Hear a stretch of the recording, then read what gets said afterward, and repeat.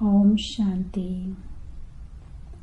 सितंबर 13 तारीख की साकार मुरली। आज बाबा बोले, मीठे बच्चे, याद के पुरुषार्थ से ही कर्मातीत बनेंगे। इसीलिए कभी अपने को मियाँ मिठू नहीं समझना। बाबा कहते हैं पुरुषार्थ अंत तक करते रहना है। कभी ये नहीं समझना है कि बहुत कर लिया, बहुत सालों से करते हैं, अब तो मेरी स्थिति बहुत अच्छी बन गई है। नहीं, बाबा कहते हैं अपने को मियाँ मिठू नहीं समझना। याद के बल से अंदर में जो खामियां हैं उन्हें निकालते रहना है। प्रश्न है, सभी बच्चों की अवस्था को मजबूत बनाने के लिए बाप कौन सी चैलेंज करते हैं? बाबा कहते हैं कि अवस्था को मजबूत बनाने के लिए कौन सी चैलेंज है? उत्तर है, बच्चे भोजन बनाते हुए पूरा समय याद में रहकर दिखाओ। चैलेंज देते हैं बाबा। मधुबन के लिए भी कई बार सूरज भाई जी सुनाते हैं कि बाबा ने कई साल पहले कहा था, गोल्ड मेडलिस्ट को बाबा ने मधुबन का इतना भंडारा क्यों दिया होगा?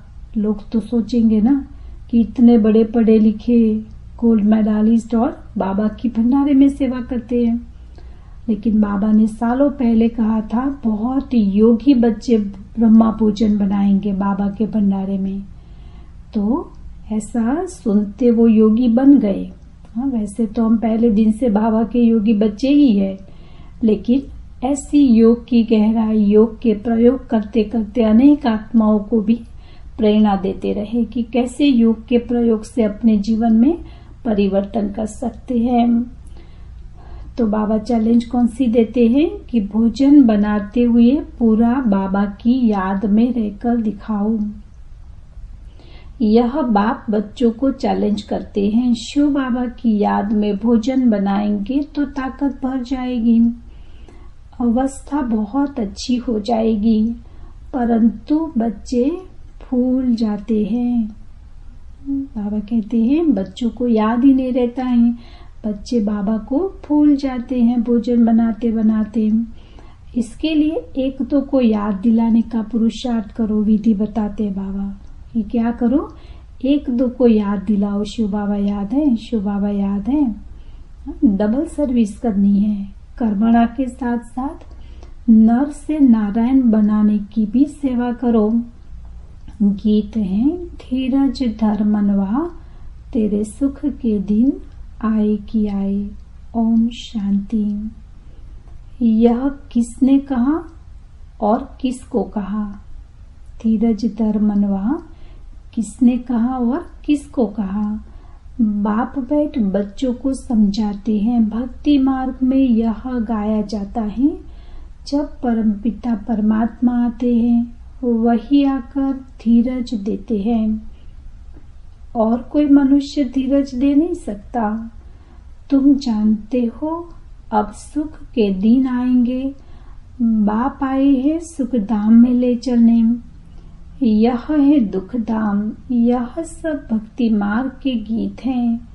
यहाँ तो बाप सन्मुख बैठे हैं, बच्चों को कुछ कहने की भी दरकार नहीं पड़ती। बच्चे जानते हैं हमारे सुख के दिन आ रहे हैं। हम सुख की राजधानी स्वयं श्रीमत पर स्थापन कर रहे हैं, डिवाइन मत पर चल रहे हैं। एक होती है डिवाइन मत, दूसरी होती है अनडिवाइन मत। डिवाइन मत एक ही होती है, जिसे श्रीमत कहा जाता है। अनडिवाइन मत माना आसुरी पतित मत, डिवाइन मत माना दैवी पावन मत। श्रीमत और आसुरी मत को तुम समझते हो। डिवाइन मत कहा जाता है पावन को, अनडिवाइन कहा जाता है पतित को। यह है ही पतित दुनिया। कोई भी पावन मनुष्य है नहीं। पावन मत देने वाला एक ही पतित पावन बाप है। उनको सब याद करते हैं। पावन सृष्टि सत्युग को और पतित सृष्टि कलयुग को कहा जाता है। यहाँ सब है ही अनडिवाइन। डिवाइन फादर एक होता है, पतित दुनिया में कोई डिवाइन फादर होता नहीं। यह संगम का युग है, यह युग तुम्हारे लिए है। बाबा कहते हैं संगम युग को केवल बच्चे ही जानते हैं। क्यों संगम युग केवल हमारे लिए है? क्योंकि हम ही बाबा के बच्चे बाबा को पहचानते हैं। जो बच्चे बाबा को पहचानते हैं, बाबा को याद करते हैं, उनके लिए ही ये सुहावना संगम युग है। यह युग तुम्हारे लिए है, दुनिया के लिए नहीं है। दुनिया तो समझती है संगम युग आने में बहुत वर्ष पड़े हैं। बाप आते ही हैं पतित कलयुग को पावन सत्युग बनाने। ऐसे तो वे कुमार और कुमारियां भी डिवाइन पावन हैं, परंतु फिर पतित जरूर बनना है। विकार से जन्म लेते हैं, इसीलिए इस विकारी दुनिया में कोई डिवाइन नहीं होते। कोई भी इस विकारी दुनिया में खुद पावन भी नहीं है और दूसरों को पावन बनाते भी नहीं है। डिवाइन निर्विकारी को कहा जाता है। निर्विकारी होते हैं निर्विकारी दुनिया में। निर्विकारी आत्माएं होती हैं सतयुग में। निर्विकारी दुनिया में वह है ही वाइसलेस, संपूर्ण निर्विकारी दुनिया। जबकि संपूर्ण निर्विकारी दुनिया है तो संपूर्ण विकारी दुनिया भी होगी। यह है संपूर्ण अनडिवाइन दुनिया। संपूर्ण डिवाइन दुनिया सतयुग को कहा जाता है। अब तुम बच्चों को डिवाइन फादर ने धैर्यवत बनाया है। डिवाइन जीव आत्मा कहा जाता है। सिर्फ आत्मा को डिवाइन नहीं कह सकते। आत्माएं तो निराकारी दुनिया में रहती हैं। डिवाइन मनुष्य होते हैं पवित्र दुनिया में। यह है ही अपवित्र दुनिया। अपवित्र दुनिया को पवित्र दुनिया बनाना यह निराकार डिवाइन फादर का ही काम है। तुम बच्चों को अब धीरज मिलता है। बच्चे, अब सतयुग आ रहा है। धीरज धर मनवा तेरे सुख के दिन आए कि आए। तो बाबा कहते हैं अब सतयुग आ रहा है। सुखधाम स्थापन करने में समय तो लगता है। फट से तो दुखधाम विनाश हो, सुखधाम स्थापन नहीं हो जाएगा।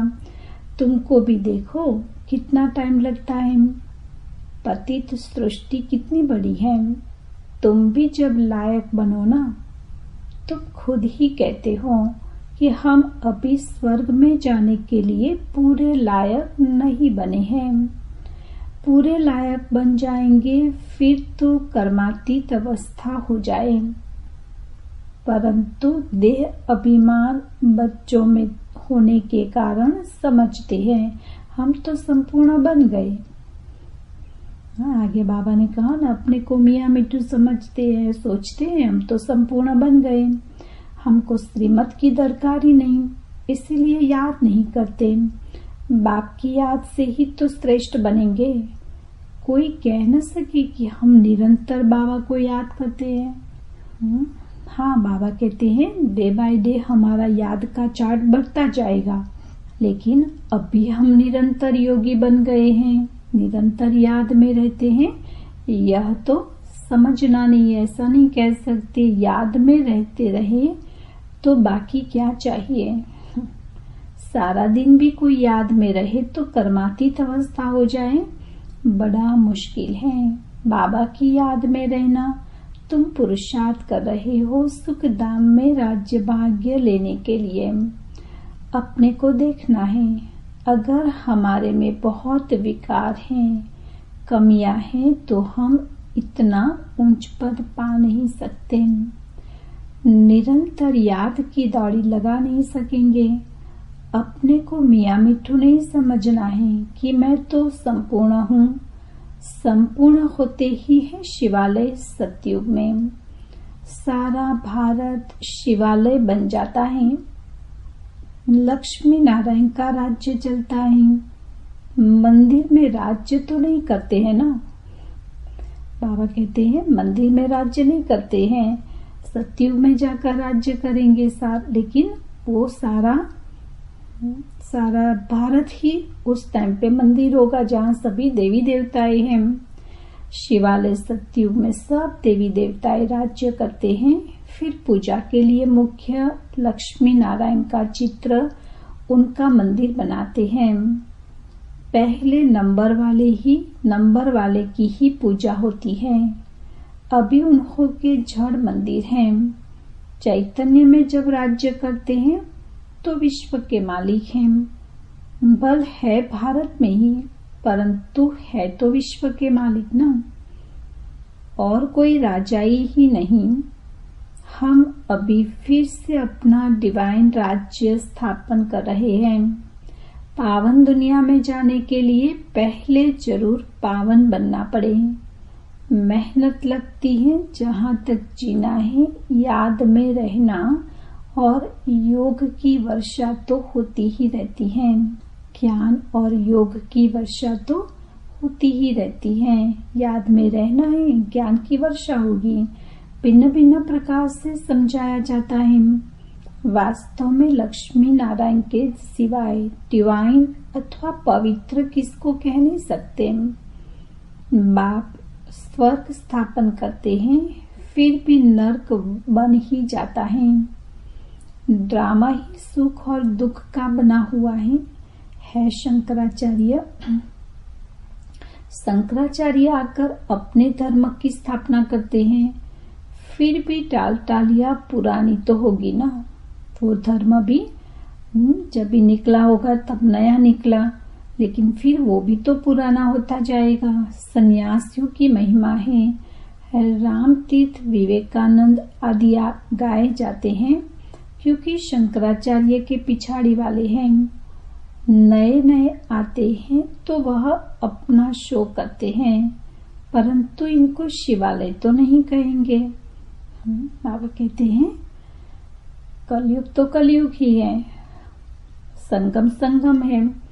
इसको कितना भी भपका हो, कितना भी शो करे, लेकिन इसको शिवालय तो कह नहीं सकते। शिव का स्थापन किया हुआ सतयुग एक ही है।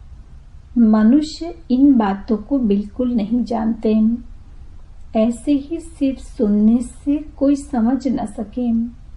पहले तो 7 रोज जाकर एम ऑब्जेक्ट को समझना है।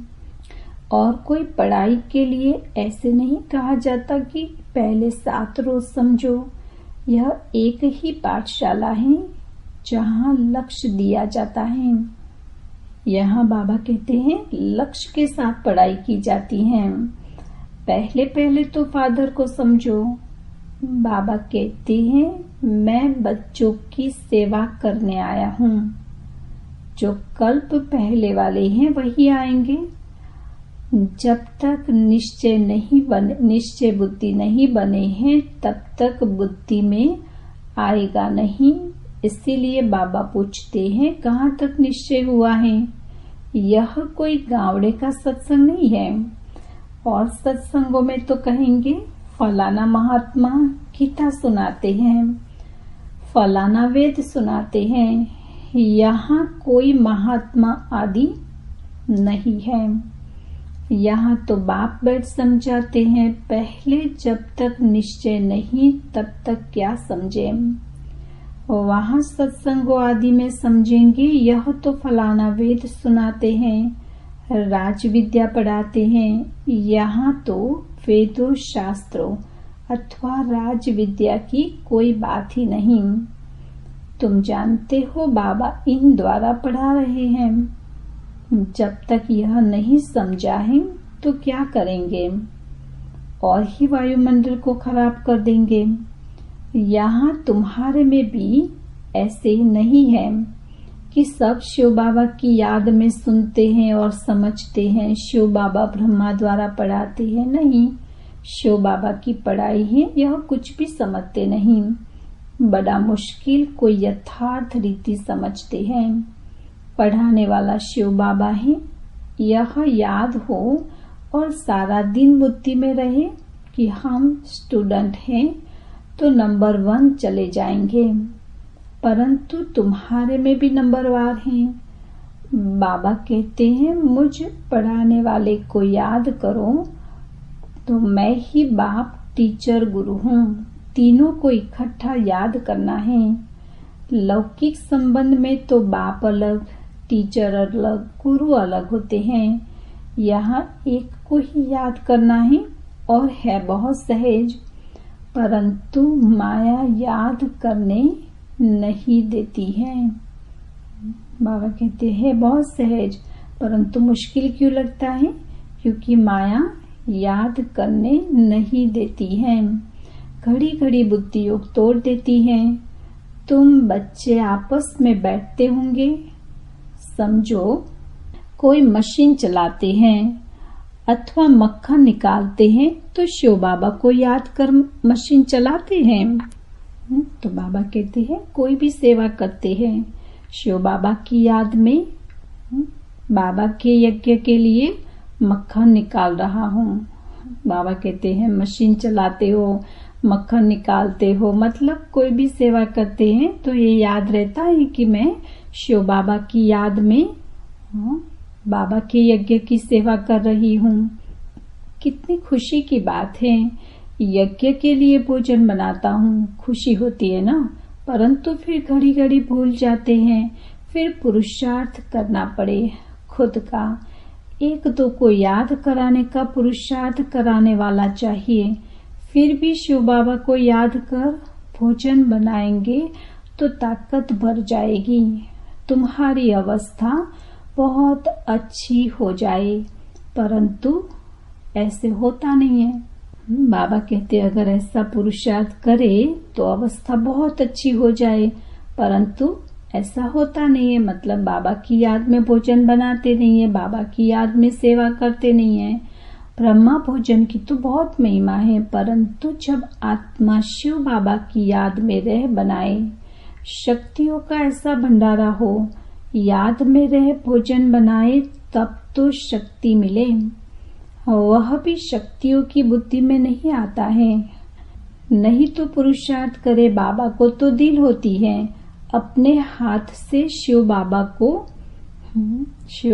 को याद करते भोजन बनाओ। ब्रह्मा बाबा को होता है मैं अपने हाथों से शिव बाबा को याद करके भोजन बनाऊं। प्रैक्टिस करनी है, देखे याद ठहर सकती है। बाबा चैलेंज देते हैं, जो भी भंडारे में है कोशिश करो। बाबा जानते हैं कि 1 घंटा भी याद नहीं कर सकते।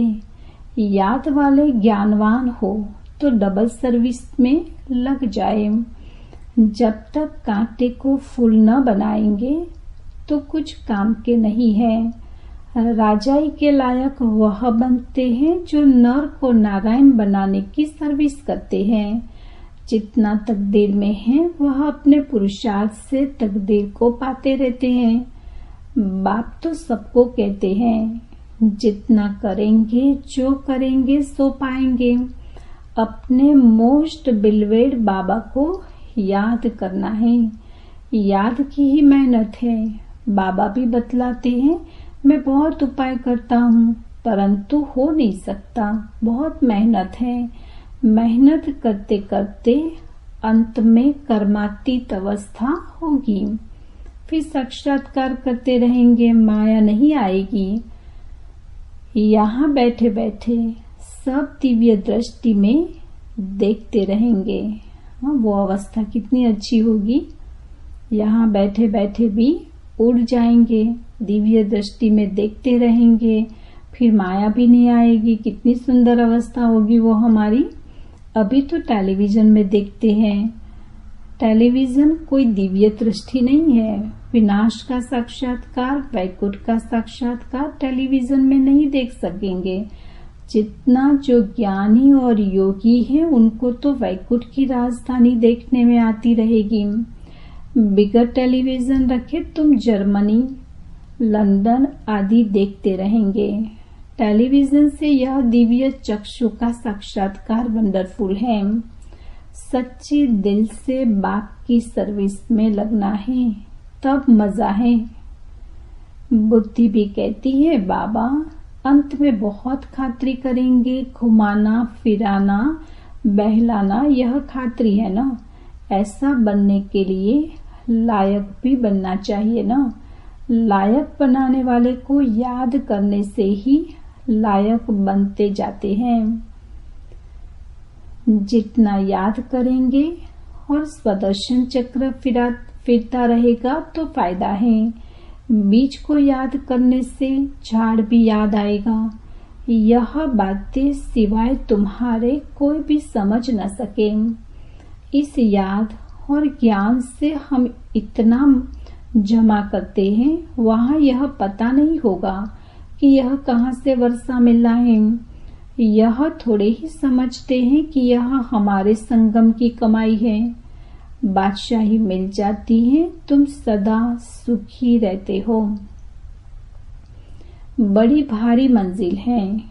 अभी तुम डिवाइन बनते हो, सारी दुनिया अनडिवाइन है। तुम मनुष्य से देवता डिवाइन बन रहे हो। मनुष्य को देवता बनाने वाला एक ही गॉड फादर है। फादर अक्षर कहना बड़ा सहज है। कोई भी बूढ़ा बुजुर्ग देखेंगे तो उनको बाबा व पिताजी कहेंगे। बूढ़ा बूढ़े को देखेंगे तो भाई समझेंगे। छोटे बड़े को देखेंगे तो बाप समझेंगे।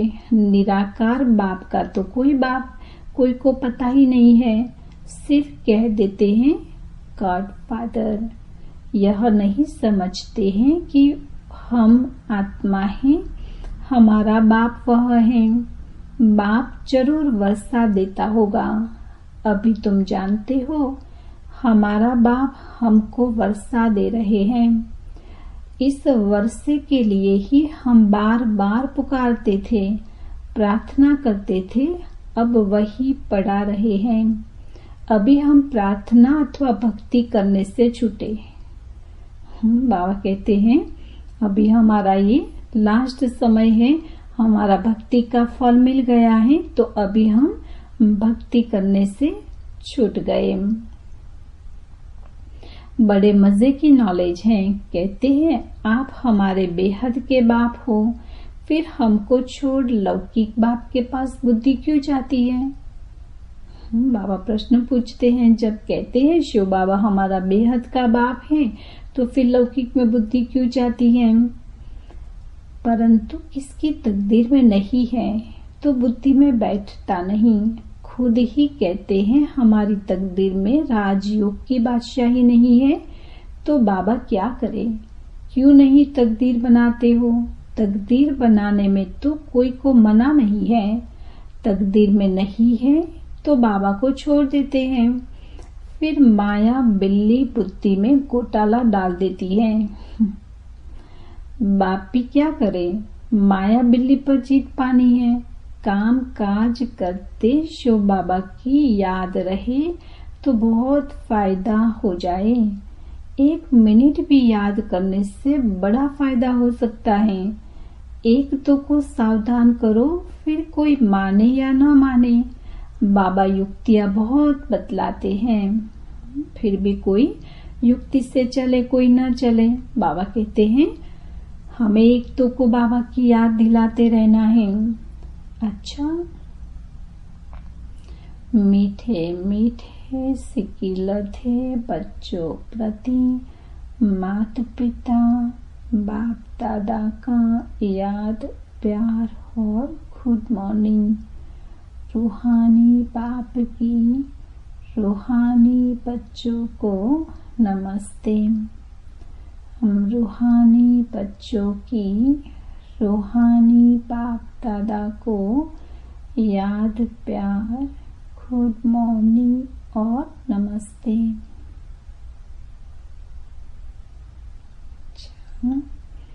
आज की धारणा के लिए मुख्य सार है, 1-2 को बाप की याद दिलाने का पुरुषार्थ करना है।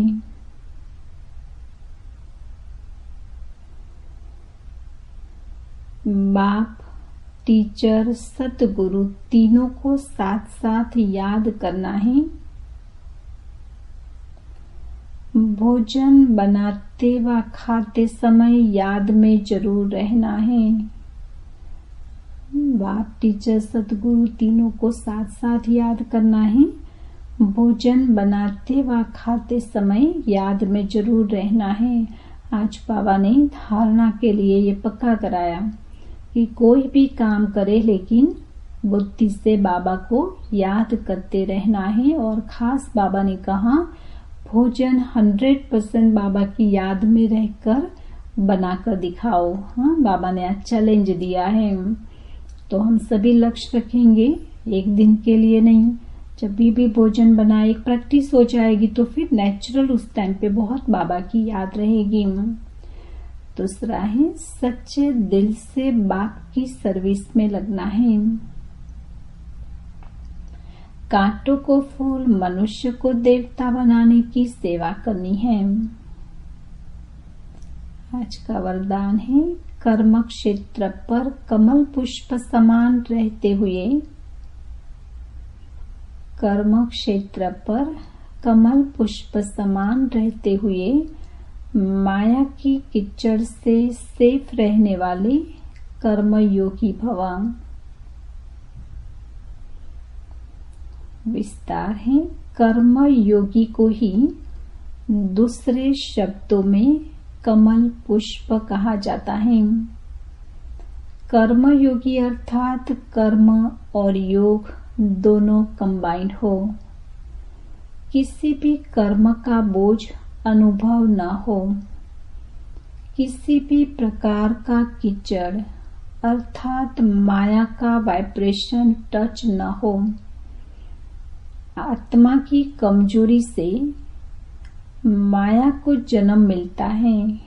सुना, माया कहाँ से आती है? हमारे ही मन की कमजोरी ही माया है।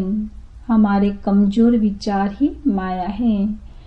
कमजोरी को समाप्त करने का साधन है रोज की मुरली। यही शक्तिशाली ताजा भोजन है। मनन शक्ति द्वारा इस भोजन को हजम कर लो तो माया की कीचड़ से सेफ रहेंगे। स्लोगन है सफलता की चाबी द्वारा, सफलता की चाबी द्वारा सर्व खजानों को सफल करना ही महादानी बनना है। सर्व खजानों को सफल करना ही महादानी बनना है। अच्छा, ओम शांति।